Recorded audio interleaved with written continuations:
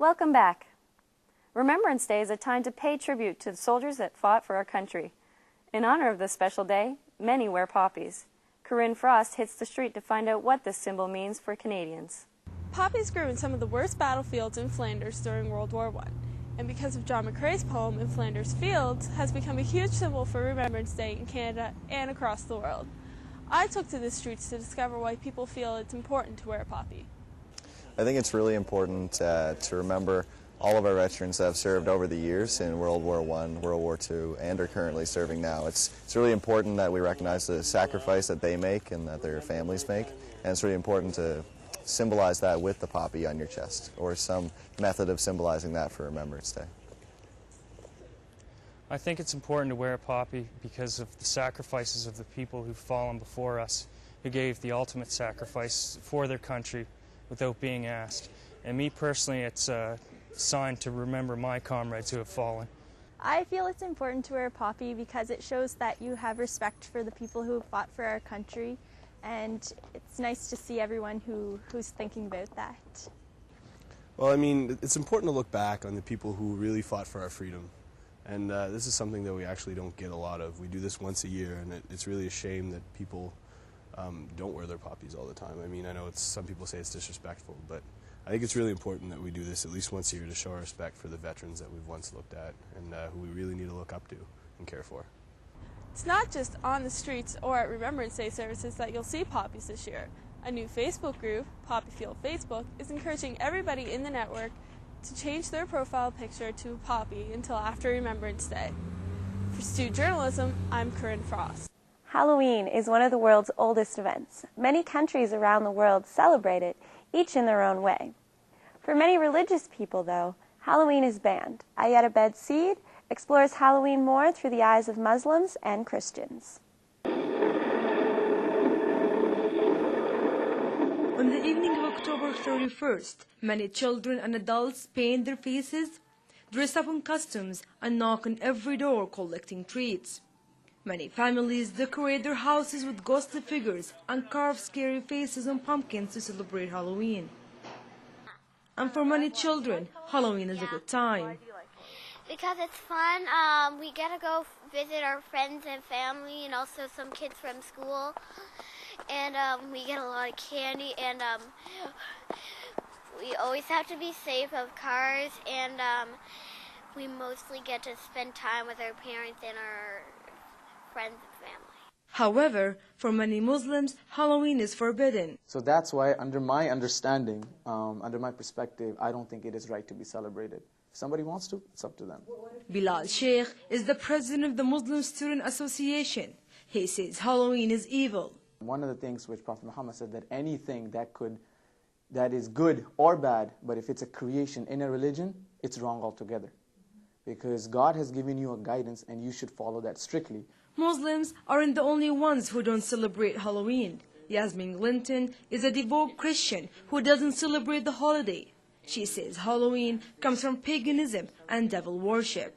If you know your history and you say that you stand for something, and then how can you say that you're praying to other gods or your ancestors to protect you if you believe that God essentially is your protection? So how can you have it both ways? You're being a hypocrite. Even though some have opposing ideas about Halloween, many think it's really fun. For me, Halloween's just a fun time that people go out, get creative. That's what I love about it, is people try to think of these crazy costumes, and they go out and have fun, whether they're going to trick-or-treat or just going around to parties. For me, like as a Muslim girl, I don't see Halloween as something, I don't know, for me actually, I don't really see Halloween as a religious holiday in a religion. I just see it as something everyone does, like, you know, an opportunity to dress up and like have fun and go out with your friends. Halloween isn't just for handing out candy to children anymore. Many people from various religions and cultural backgrounds say they plan to put on costumes and participate in Halloween every year, with many saying they will put costumes on their pets as well. Reporting from Fredericton, for Stu Journalism, I'm Ayeta Bedseed. In other news, Barack Obama is moving into the White House. Excitement is in the air about America's first African-American president. Tammy Murray takes a look back at reactions from this historical election. Political science students Chelsea Stevens and Craig Mazerow chat about how they spent their evenings watching the event. Both are pleased Obama won the election. It took forever, but by the time I finally got it to work, they had predicted that Obama was going to win. I was like, yay, now I can go to sleep. So I went to sleep, and then I woke up and I was like, please let this be an Obama world. Please let this be an Obama world. Matt Robertson felt he knew the results days before the election when the Washington Redskins lost their home game to the Green Bay Packers. What happens is if they win their last home game before the election, then the incumbent stays in the White House. But if they lose their last home game before the election, then the other party gets in. The only time it was close to being wrong was in 2004, and George Bush actually lost the popular vote when the Redskins lost their home game, but he was still elected. So that was the only time it went wrong. But the last 18, 19 elections, it's been 100% correct, which is kind of crazy. Liz Dale is an American citizen who grew up discussing politics with her parents. She voted for Barack Obama by absentee ballot. I was really excited that I was able to vote because it was my first time voting in a U.S. election, so I was very excited, and I'm completely thrilled with the outcome. Liz says she's not registered with either political party, but she did feel strongly about Obama's message for change. Some things about the Republicans I like, some things about the Democrats I like, but I definitely agreed with what Obama had to say, and I think that we need someone who can inspire people, and he's that person.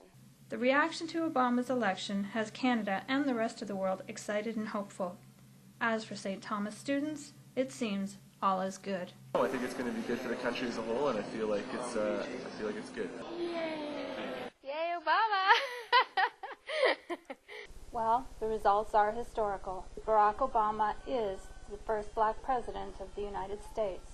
Whether Americans truly believe he is the best ticket for change, or whether they simply want to cleanse themselves of all that is Bush, clearly Canadians are excited about the results. For Stu Journalism, I'm Tammy Murray in Fredericton. After the break, Liz Dale takes us to a blood donor clinic. And Diane Cole takes a look at safety and winter tires.